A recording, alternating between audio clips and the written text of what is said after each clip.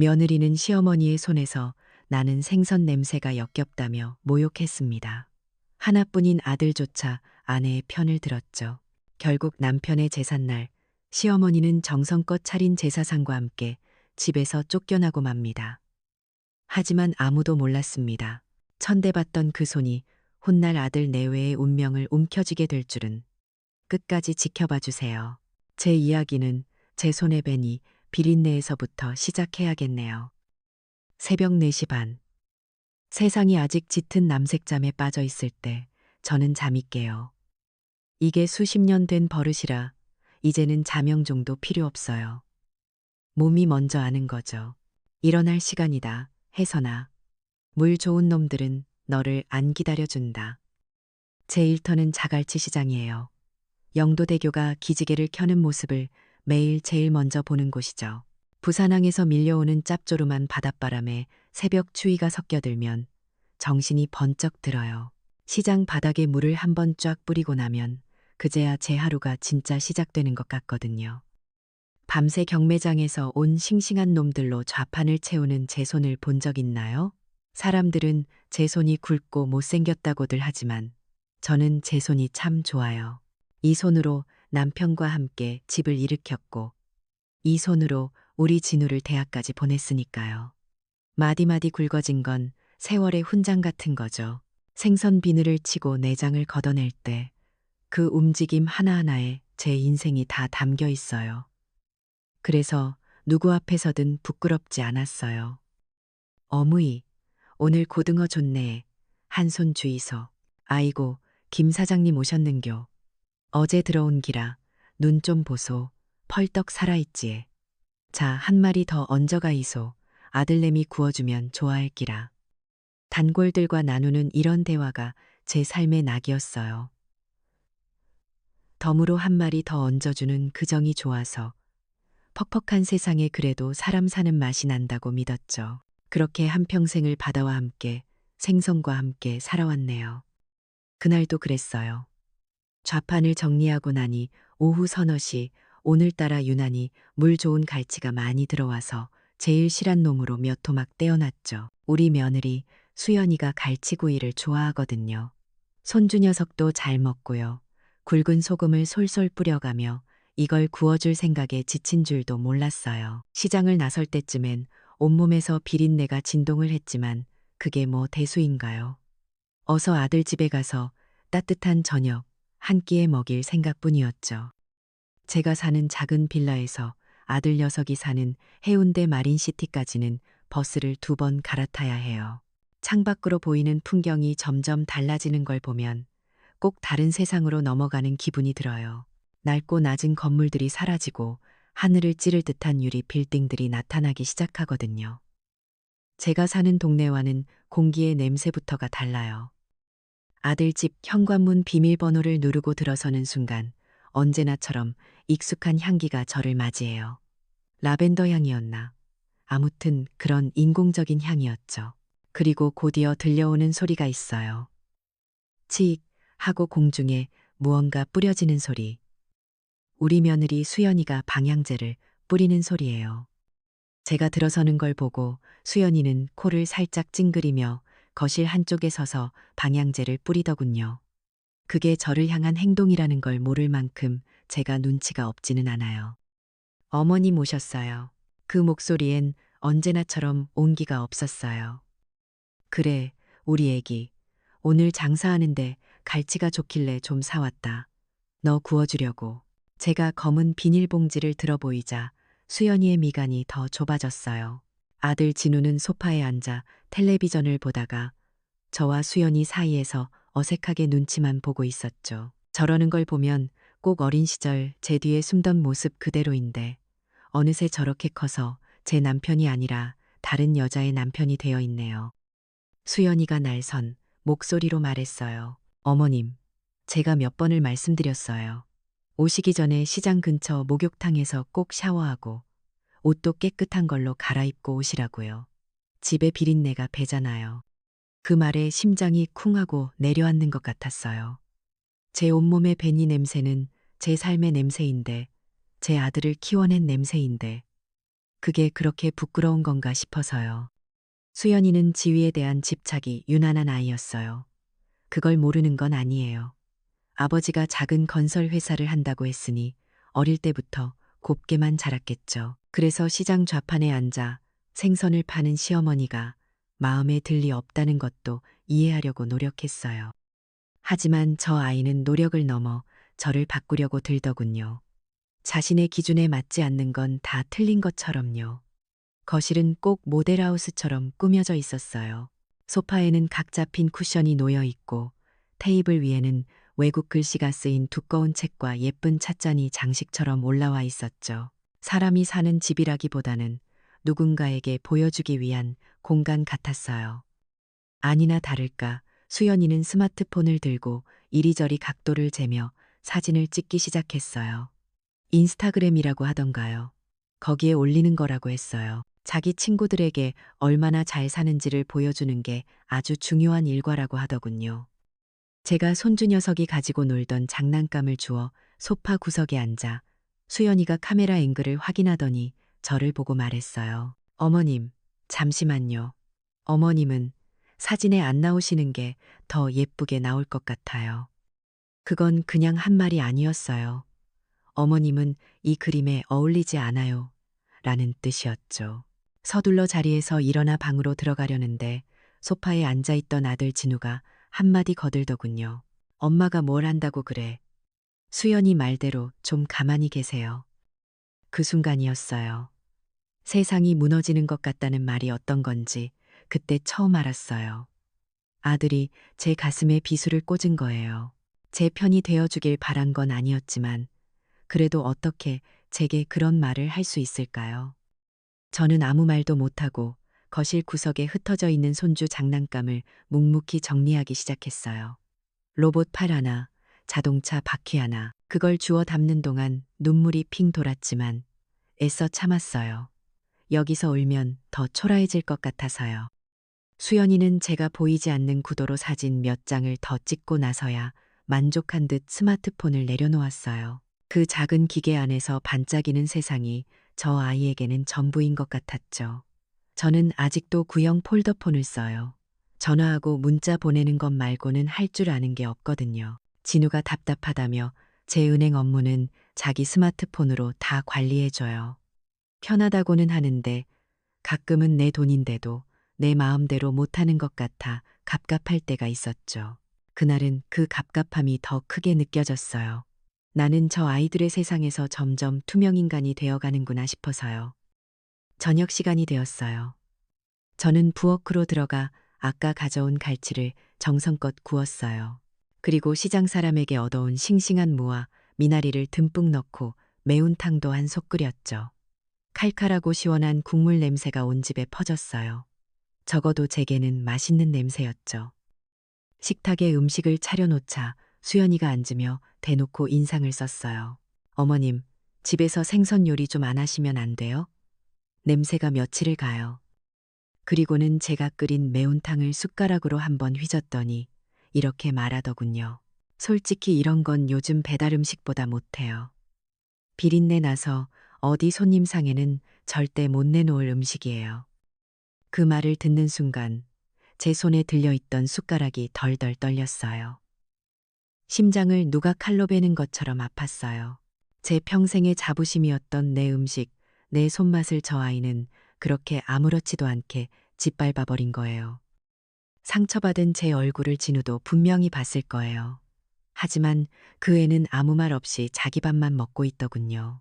이제는 기대도 없었지만 서운한 마음은 어쩔 수가 없었어요. 저는 끓어오르는 설움을 꾹 누르고 애써 웃으며 말했어요. 그래도 맛은 좋다. 국물이라도 좀 먹어봐라. 그 말이 얼마나 공허하게 들렸을까요? 제 입안에서는 쓴맛만 맴돌았어요. 비린내 나는 손으로 차린 저녁상. 그날따라 제 인생 전체가 비린내 나는 것 같다는 생각이 처음으로 들었답니다. 그날 저녁 식사가 끝나고 저는 아들 집에서 하룻밤을 묵었어요. 예전 같으면 손주 녀석 재롱이라도 보며 마음을 풀었겠지만 그날 밤은 잠자리가 유난히 차고 불편하게 느껴졌네요. 온기가 없는 집, 온기가 없는 사람들 사이에서 제 마음도 꽁꽁 얼어붙는 것 같았어요. 며칠 뒤였을 거예요. 수연이가 아주 중요한 약속이라며 제게 꼭 같이 가야 한다고 하더군요. 자기 친정 부모님과 저녁을 먹는 자리라고 했어요. 사돈댁 어른들을 뵙는 게 편한 자리는 아니었지만 며느리가 이렇게까지 말하는데 어쩔 수 있나요? 저는 시장에 나가는 대신 하루 종일 목욕 재개하고 옷장 깊숙이 넣어두었던 가장 점잖은 외출복을 꺼내 입었어요. 혹시라도 제 모습 때문에 우리 진우나 수연이가 체면 깎이는 일은 없어야 하니까요. 약속 장소는 광안대교가 환히 보이는 고급 한정식집이었어요. 번쩍이는 식당에 들어서니 먼저 와 계시던 사돈 어른이 저를 위아래로 훑어보시더군요. 사돈 양반은 작은 건설 회사를 운영하는데 제 남편이 살아생전에 부산 바닥에서 꽤 알아주는 건설사 사장이었던 걸 기억하고 있었어요. 아이고, 사부인, 정말 오랜만입니다. 우리 강 사장 살아있을 땐 참 대단했지 않습니까? 이 동네에 저 양반 손 안 거친 건물이 없었는데 사돈의 말에 저는 그저 멋쩍게 웃으며 고개를 숙였어요. 그 시절이 그립지 않다면 거짓말이겠죠. 하지만 남편이 떠나고 저도 이제는 시장 좌판에 앉아 생선을 파는 신세인걸요. 제 마음을 읽기라도 한 듯 수연이가 옆에서 끼어들었어요. 아빠, 옛날 얘기는 해서 뭐해요. 어머님, 지금은 그냥 자갈치 시장에서 생선 파세요. 소일거리로요. 소일거리. 제 치열한 삶이 며느리의 입에서는 그렇게 간단한 단어가 되어버리더군요. 제 얼굴이 살짝 굳는 걸 봤을 텐데 수연이는 아랑곳하지 않고 말을 이었어요. 요즘 세상의 제사가 다 뭐예요? 어른들한텐 죄송하지만 그거 다 구시대적인 허례허식 아니에요? 그 시간에 책을 한 줄이라도 더 보고 자기 개발하는 게 훨씬 생산적이죠. 저는 가슴이 철렁했어요. 곧 있으면 우리 남편 기일이었거든요. 수연이는 사돈어른 앞에서 일부러 저 들으라고 하는 소리 같았어요. 제 가치관을 구시대적인 것으로 몰아붙이며 자기 편을 만드는 거죠. 아니나 다를까 진우는 아내의 말에 고개를 끄덕이며 맞장구를 치고 있었어요. 제 아들이 제 앞에서요. 그 순간 저는 사돈댁과의 식사 자리가 아니라 제 삶을 심판하는 재판정에 앉아 있는 기분이었어요. 그날 이후 제 마음은 내내 불안했어요. 아니나 다를까 며칠 뒤 남편 기일을 어떻게 할 건지 이야기 좀 하자고 했더니 수연이가 아주 아무렇지도 않게 말하더군요. 어머님, 저희 그날 시부모님 모시고 괌 여행 가기로 했어요. 비행기 표 이미 다 끊었는데요. 저는 제 귀를 의심했어요. 시부모님이라니 바로 자기 부모님을 말하는 거였어요. 제게는 말 한마디 없이 자기들끼리 모든 계획을 세워버린 거죠. 그것도 하필 제 남편의 제삿날에요. 충격받은 제가 떨리는 목소리로 진우를 쳐다봤어요. 진우야, 너는 아니지. 내 아버지 제삿날인데 어떻게 그럴 수가 있니? 제 눈빛이 그렇게 소리치고 있었을 거예요. 하지만 아들은 제 눈을 피하며 말했어요. 엄마, 살아있는 사람이 중요하지. 돌아가신 아빠도 우리가 즐겁게 사는 걸 더 원하실 거야. 이해 좀 해주세요. 이해라니요. 그건 이해의 문제가 아니었어요. 제겐 남편과 함께한 수십 년의 삶, 우리의 기억 전체를 부정당하는 것과 같았어요. 제사는 그저 밥 한 그릇 올리는 형식이 아니에요. 우리가 당신을 아직도 이렇게 기억하고 있습니다. 사랑하고 있습니다. 라고 전하는 마음의 자리인 거죠. 그런데 그 기억의 자리를 제 아들 녀석이 스스로 걷어차버린 거예요. 저는 그날 아무 대답도 하지 못하고 집으로 돌아왔어요. 그리고 며칠 동안 끙끙 앓았죠. 남편의 영정 사진을 보며 여보, 내가 당신 없이도 이렇게 잘 살고 있다고, 우리 아들 이렇게 잘 키웠다고 자랑하고 싶었는데 이제는 당신 볼 낯이 없다고 몇 번이나 되뇌었는지 몰라요. 몸이 좀 괜찮아졌을 때쯤 수연이가 태블릿 PC라는 널따란 기계를 들고 제 앞에 앉더군요. 어머님 드릴 말씀이 있어요. 어머님이 기장 쪽에 가지고 계신 그 쓸모없는 땅 말이에요. 남편이 남긴 작은 땅이었어요. 바다 근처에 있긴 하지만 개발도 안 되는 쓸모없는 땅이라 그냥 남편의 흔적이다 생각하고 가지고만 있었죠. 그냥 가지고 계시면 나중에 상속세만 폭탄으로 맞아요. 어머님은 잘 모르시겠지만 요즘은 핀테크 시대라 자산 포트폴리오를 잘 짜야 하거든요. 지금 미리 진우 씨 명의로 증여해두면 절세 효과가 어마어마해요. 수연이는 현란한 그래프와 알 수 없는 영어 단어들이 가득한 화면을 제 눈앞에 들이밀었어요.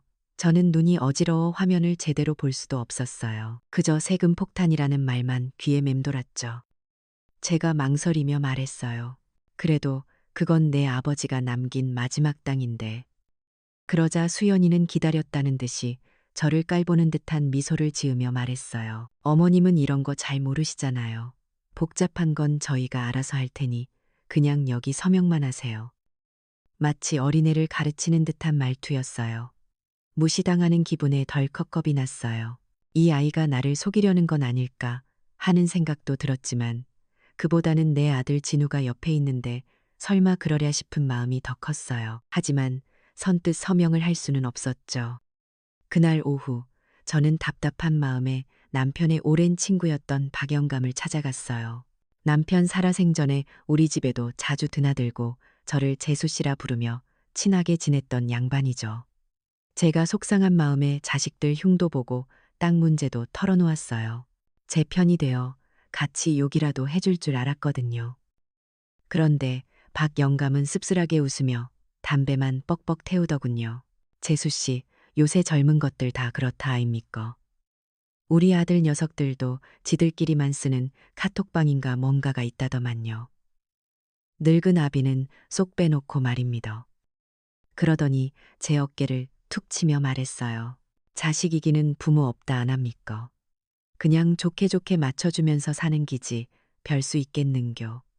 그 말을 듣는 순간 저는 마지막 희망의 끝마저 놓아버린 기분이었어요. 저를 이해해주고 지지해줄 거라 믿었던 제 또래의 사람들마저 이미 자식들 앞에서 무릎 꿇고 체념하며 살고 있었던 거예요. 별 수 없다는 그 말이 제게는 사형 선고처럼 들렸어요.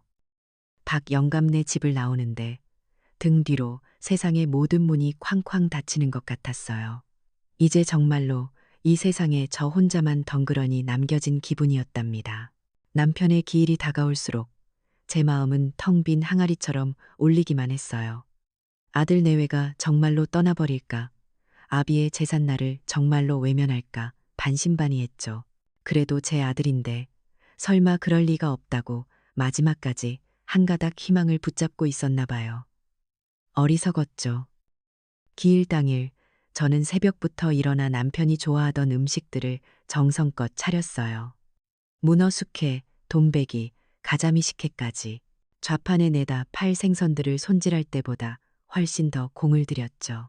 작은 교자상에 음식을 다 차리고 나니 금방이라도 남편이 해서나 욕받다 하며 제 어깨를 두드려 줄 것만 같았어요. 저는 그 작은 제사상을 들고 아들의 집으로 향했어요. 그 애들이 여행을 갔을 거라고 생각했어요. 텅 빈 집이라도 남편이 생전에 가장 아꼈던 아들 녀석의 집에서 제사를 지내주고 싶었어요. 여보, 당신 아들이 사는 집이 이렇게나 좋소. 당신이 하늘에서 지켜줘서 우리 진우가 이렇게 성공했나 봅니다.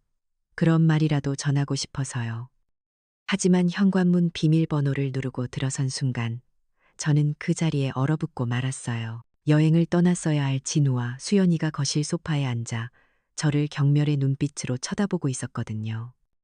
수연이가 비웃으며 말했어요. 어머님, 이제 정신이 어떻게 되신 거 아니에요? 저희 여행 갔다고 생각하셨죠?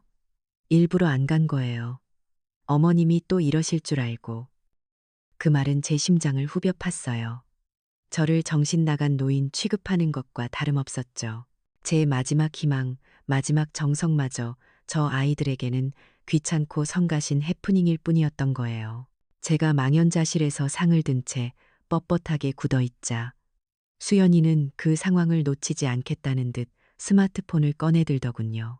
빨간 녹화 버튼이 깜빡이는 걸 제 눈으로 똑똑히 봤어요. 그때부터 수연이는 연기를 하기 시작했어요. 갑자기 목소리를 높여 울먹이며 소리쳤죠. 제발 이러지 마세요. 어머님, 이웃들 보기 창피해요. 저희도 이제 저희 인생 좀 살고 싶어요. 저는 기가 막혀서 말도 나오지 않았어요. 저 아이가 지금 내 아픈 진심을 구경거리로 만들고 있구나. 저 차가운 기계 너머에 보이지 않는 사람들에게 나를 이상한 늙은이로 만들고 있구나.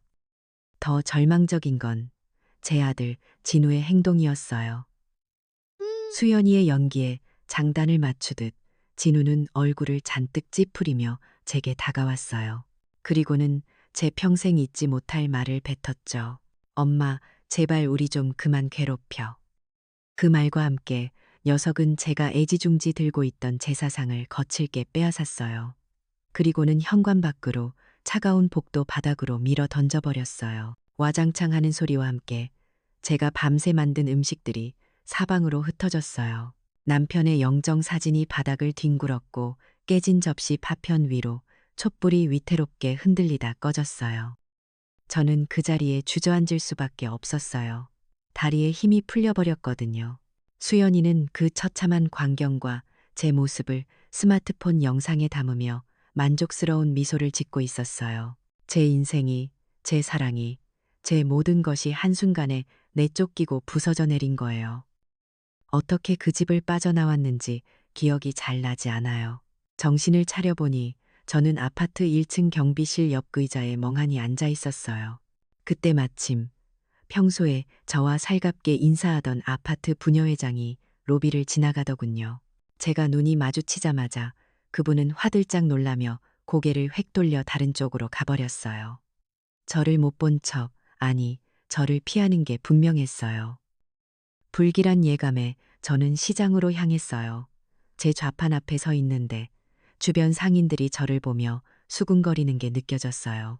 평소 같으면 강 여사, 오늘 장사 잘 돼가나 하며 말을 걸어올 사람들이 멀찍이서 저를 힐끔거리기만 할 뿐이었죠. 수연이가 퍼뜨린 악의적인 소문과 영상이 제가 평생을 몸담았던 이 공동체에까지 벌써 퍼져버린 거예요. 고집 세고 이상한 시어머니, 자식들 괴롭히는 노인네. 저는 순식간에 그런 사람이 되어 있었어요. 제 편이라고 믿었던 사람들마저 이제는 차가운 시선으로 저를 재단하고 있었죠.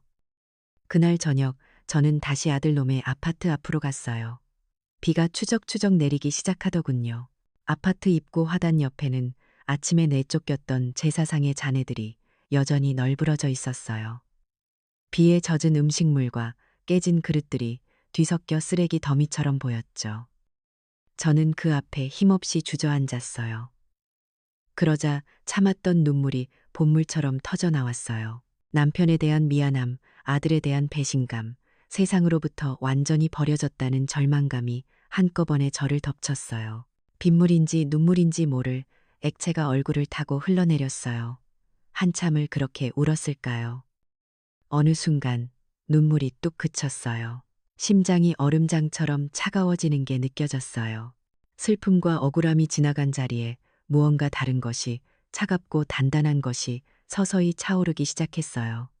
저는 비에 젖은 치마 주머니에서 낡은 폴더폰을 꺼냈어요. 빗물을 대충 닦아내고 뚜껑을 열었죠. 그리고는 떨리지 않는 손가락으로 아주 오랫동안 누르지 않았던 번호를 하나씩 힘주어 눌렀습니다. 그날 비를 맞으며 아들 녀석의 아파트 앞에 주저앉아 있던 그 순간부터 제 세상은 달라졌어요. 눈물이 마른 자리에 독한 결심이 뿌리를 내렸거든요. 더 이상 예전의 강혜선으로 살 수는 없었어요. 그렇게 살아서는 안 됐죠. 그날 제가 걸었던 전화 한 통이 제 새로운 인생의 첫걸음이었습니다. 처음 며칠은 찜질방을 전전했어요. 시끄럽고 낯선 사람들 틈에서 새우잠을 자는 건 뼈마디가 쑤시는 고통이었지만 적어도 그곳에서는 저를 아는 사람이 없었죠. 수군거리는 시선도 저를 피하는 눈길도 없었어요. 그러다 단골 횟집 사장이 딱한 사정을 듣고는 가게 뒤편에 딸린 작은 쪽방을 내주더군요. 창고로 쓰던 곳이라 퀴퀴한 냄새가 났지만 두 다리 뻗고 누울 수 있다는 것만으로도 감지덕지했어요. 가족에게서 완벽하게 분리된 삶이었어요. 아들에게서는 전화 한 통, 문자 한 통 오지 않았죠. 아마 자기들이 저지른 짓이 있으니 제가 알아서 떨어져 나간 걸 다행이라고 여겼을 거예요. 저 역시 그들을 찾지 않았어요. 이제 와서 매달리고 우는 건 제 스스로를 더 비참하게 만드는 짓일 뿐이니까요. 그렇게 하루하루를 버티던 어느 날이었어요. 시장 좌판에 앉아 있는데 젊은 집배원 총각이 저를 찾더군요. 제 앞으로 온 등기우편물이 있다는 거였어요. 강혜선 어르신 맞으시죠? 여기 스마트폰에 서명 좀 부탁드립니다.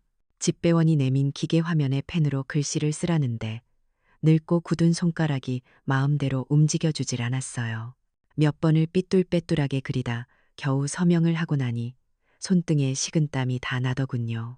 이런 작은 일 하나에도 세상이 참 많이 변했구나. 나는 정말 낡은 사람이구나 싶어 서글펐어요. 그렇게 받은 우편물에는 부산광역시 도시개발정비사업조합이라는 어려운 이름이 찍혀 있었어요. 이게 뭘까? 가슴이 두근거렸어요. 낡은 봉투를 뜯어보니 안에는 빼곡하게 글씨가 적힌 종이들이 들어있었죠. 내용은 더 어려웠어요. 하지만 제 눈에 선명하게 들어오는 단어들이 있었어요. 기장군 오시리아 관광단지 확장 부지 편입, 토지 보상 및 상가 분양권 배정. 바로 며느리 수연이가 쓸모없다며 진우 명의로 넘기라고 압박했던 남편이 남긴 그 땅에 관한 이야기였어요.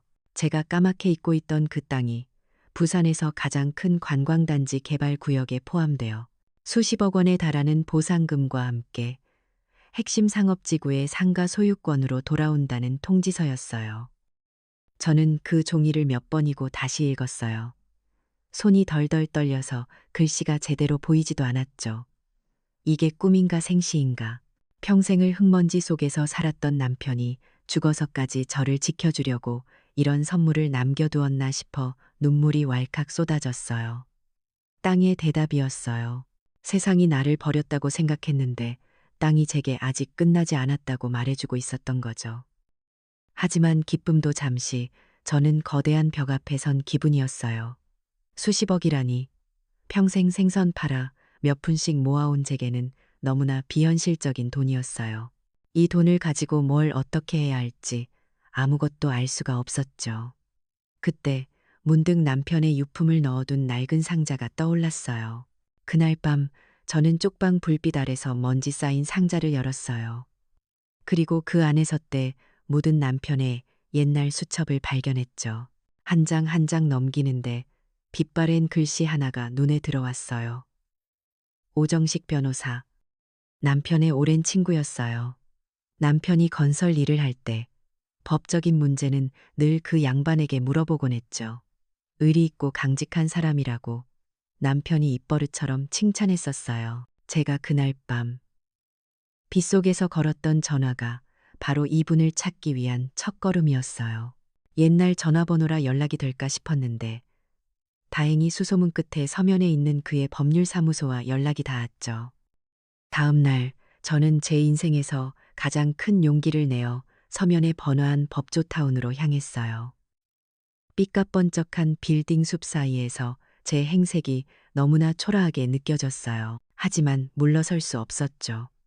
오 변호사는 저를 보자마자 금방 알아보더군요. 그리고 제 이야기를 듣는 내내 자기 일처럼 분노하고 가슴 아파했어요. 아니, 강 사장 와이프를 이래 대접하다니 이거 완전 개만도 못한 놈들 아닙니까? 재수 씨, 걱정 딱 붙들어 메이소. 지금부터는 제가 다 알아서 처리할랍니다. 그 든든한 부산 사투리를 듣는 순간 저는 다시 눈물을 터뜨리고 말았어요. 드디어 내 편이 생겼다는 안도감 때문이었죠. 오 변호사님은 제게 말했어요. 재수 씨, 세상과 싸울람은 세상의 무기를 알아야 합니다. 그는 저를 위해 젊고 똑똑한 사무장 한 명을 붙여주었어요. 그날부터 저는 난생 처음으로 스마트폰과 태블릿 PC라는 것을 배우기 시작했어요. 처음에는 화면을 누르는 것조차 어색해서 손가락이 뻣뻣하게 굳었죠. 하지만 저는 포기하지 않았어요. 수십 년간 새벽같이 일어나 생선 비늘을 치고 내장을 발라내던 그 끈기와 인내로 하나씩 익혀나갔어요. 인터넷으로 오시리아 관광단지의 개발 계획도를 직접 찾아보고 주변 부동산 시세를 검색했죠. 내 땅의 가치가 얼마나 대단한 것인지 제 눈으로 직접 확인하니 자신감이 붙더군요. 온라인 뱅킹으로 돈을 이체하고 오 변호사님과 화상통화도 했어요. 저를 조롱하고 고립시켰던 바로 그 무기를 이제는 제가 손에 쥐게 된 거예요. 모든 법적 절차를 마친 후 저는 오 변호사님과 함께 앞으로의 계획을 세웠어요. 제 손에 들어온 거대한 자산을 어떻게 쓸 것인가. 단순한 복수심만으로는 이길 수 없었어요. 더 큰 명분이 필요했죠. 그렇게 탄생한 것이 바로 강정재단이었어요. 재성을 따고 강처럼 흘러 세상을 이롭게 한다는 뜻을 담았죠. 남편의 유지를 받들어 지역 사회에 기여하고 저처럼 힘없는 사람들을 돕는 재단을 만드는 것. 그것이 제 복수를 가장 가치 있게 만드는 길이라고 생각했어요. 그리고 우리는 재단의 첫 번째 사업 목표를 정했습니다. 바로 며느리 수연이의 친정 회사가 새 들어있는 센텀시티의 그 번듯한 건물을 인수하는 것이었죠. 제게서 모든 것을 빼앗으려 했던 그들의 운명이 이제는 온전히 제 손안에 들어오게 될 터였습니다. 그날이 오기까지 저는 수많은 밤을 뜬 눈으로 지새웠어요. 오 변호사님과 젊은 사무장의 도움으로 강, 장, 재단의 서류 절차가 하나씩 마무리되고 며느리네 회사가 들어있는 센텀시티에 그 빌딩을 인수하는 계약서에 도장을 찍던 날, 저는 제 손으로 직접 정의의 문을 여는 기분이었죠. 그리고 마침내 운명의 날이 밝았습니다. 그날 아침, 저는 자갈치 시장이 아닌 서면에 있는 오 변호사님 사무실 근처에 작은 호텔에서 눈을 떴어요. 비린내 대신 은은한 비누향이 나는 곳이었죠. 옷장에는 시장 작업복이 아닌 제 몸에 꼭 맞게 지은 기품 있는 남색 정장이 걸려 있었어요. 그걸 입는데 꼭 갑옷을 입는 기분이 들더군요. 제 인생의 가장 큰 싸움에 나가는 날이었으니까요. 약속 장소는 센텀시티에 있는 오피스 빌딩의 최고층 회의실이었어요. 통유리창 너머로 부산의 바다와 광안대교가 한눈에 들어오는 꼭 하늘 위에 떠 있는 것 같은 곳이었죠. 저는 오 변호사님과 함께 옆방에서 회의실에 먼저 들어와 있는 그들의 모습을 모니터를 통해 지켜보고 있었어요.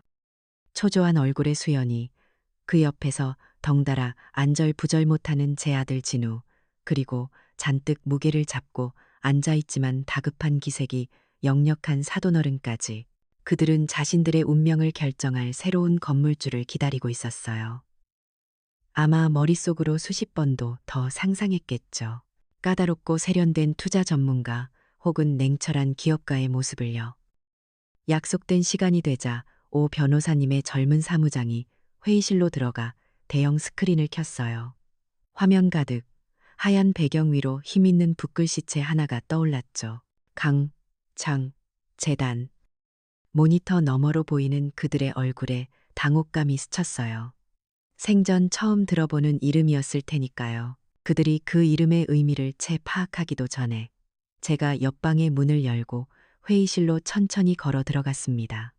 시장의 소란함 속에서 다져진 제 걸음걸이는 아니었어요. 허리를 꼿꼿이 펴고 한 걸음 한 걸음 힘을 주어 걸었죠. 제 뒤를 오 변호사님이 든든하게 따랐고요. 제 모습을 본 순간 세 사람의 얼굴이 그대로 굳어버렸어요. 특히 수연이와 진우는 마치 귀신이라도 본 것처럼 하얗게 질려버렸죠. 피가 멎는다는 게 어떤 건지 저는 그들의 얼굴에서 똑똑히 봤어요. 저는 회의실 가장 상석에 그들이 앉은 자리를 정면으로 마주보는 곳에 앉았어요. 그리고는 제 평생 지어본 적 없는 가장 온화하고도 차가운 미소를 지으며 입을 열었죠. 오래 기다리셨습니다. 제가 이 건물의 새로운 주인이자 강재단의 이사장 강혜선입니다. 그 한마디에 회의실의 공기가 얼어붙었어요. 침묵. 그 어떤 비명보다 더 무서운 침묵이 흘렀죠. 수연이는 입술을 파르르 떨며 저를 쳐다봤고 진우는 아예 고개를 푹 숙여버렸어요. 제가 고갯짓을 하자 오 변호사님이 준비해온 서류를 테이블 위로 내밀었어요. 계약 조건입니다. 임대료는 기존과 같이 시세대로 책정했습니다. 다만 저희 재단에서 제시하는 특별 조항 몇 가지가 있습니다. 오 변호사님이 조항을 하나씩 읽어 내려가기 시작했어요. 첫째, 귀사는 전 직원을 대상으로 연이회 이상 산업안전교육을 의무적으로 시행하고 노후된 안전장비를 전면 교체해야 합니다. 그 조항을 듣는 순간 제 눈앞에는 흙먼지를 뒤집어 쓴 채 고단한 몸을 이끌고 집으로 돌아오던 남편의 얼굴이 스쳐 지나갔어요. 이건 제 남편과 같은 노동자들이 더는 위험 속에서 일하지 않기를 바라는 제 진심이었죠. 둘째, 귀사는 회사 차원에서 매년 부산 지역 독거노인들을 위한 지원 사업을 시행하고 그 결과를 재단에 보고해야 합니다. 이건 빗속에서 혼자 울고 있던 저를 위한 조항이었어요. 저처럼 버려지고 소외된 어르신들이 세상의 온기를 조금이라도 느낄 수 있기를 바라는 마음이었죠. 오 변호사님이 마지막 장을 넘기며 말했어요.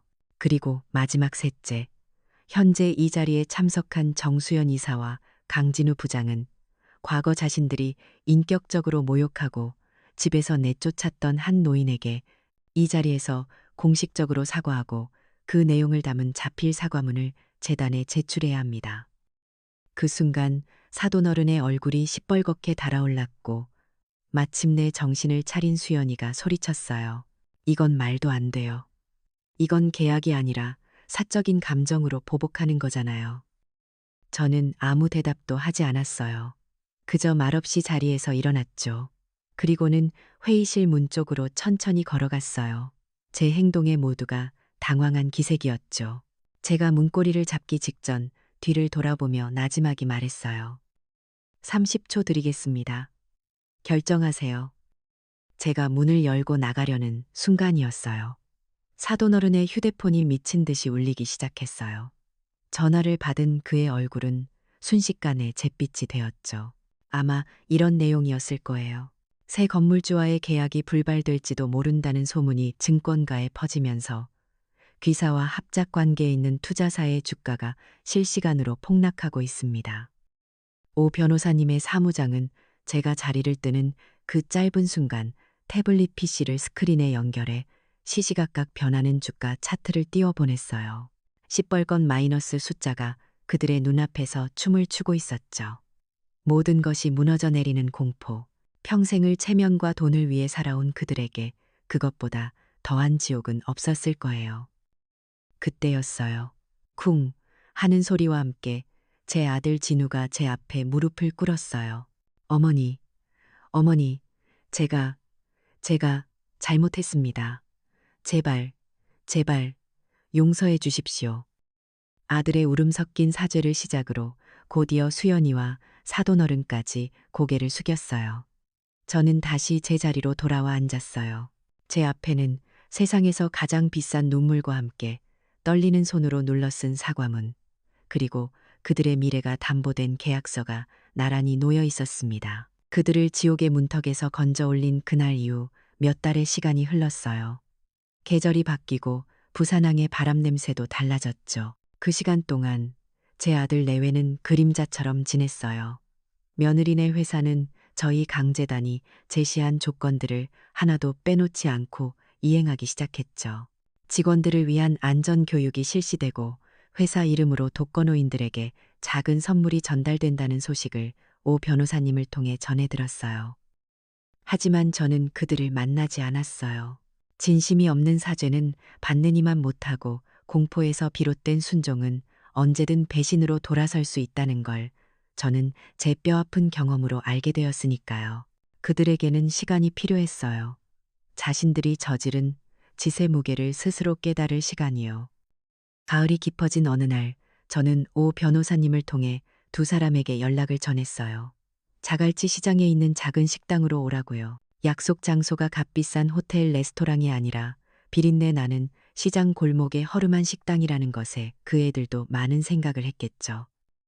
약속한 시간에 식당 문을 열고 들어서는 두 아이의 모습은 몇 달 전 회의실에서 봤던 모습과는 완전히 달랐어요.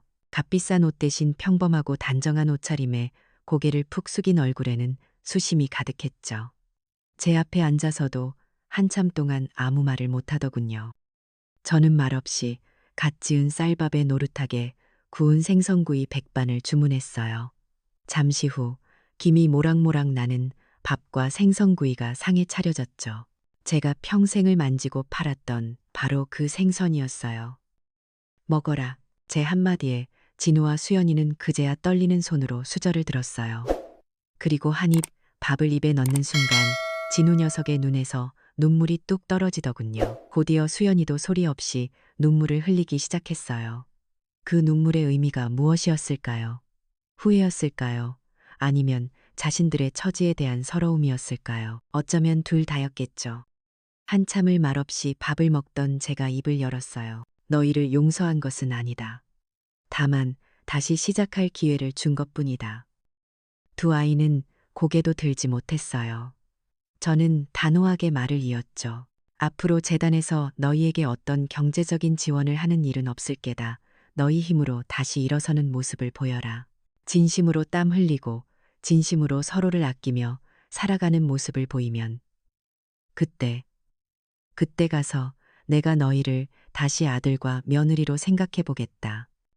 그건 제가 그들에게 내린 마지막 심판이자 마지막 기회였어요. 시간이 흘러 강재단의 첫 공식 행사가 열리는 날이 왔어요.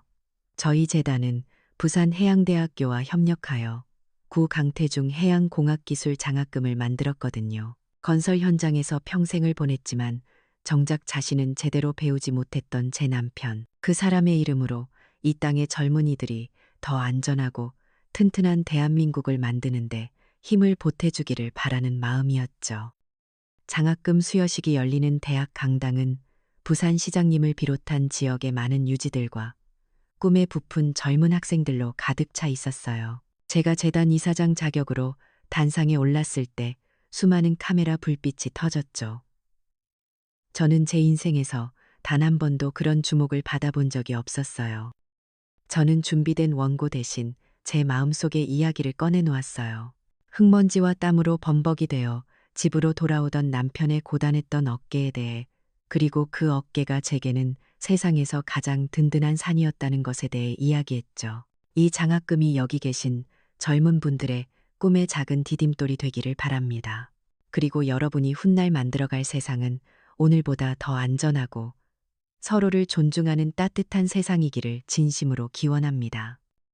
제 이야기가 끝나자 강당 안은 뜨거운 박수 소리로 가득 찼어요. 땀과 비린내로 상징되던 제 고단했던 삶이 마침내 미래 세대를 위한 투자와 사회적인 존경으로 빛나는 순간이었죠.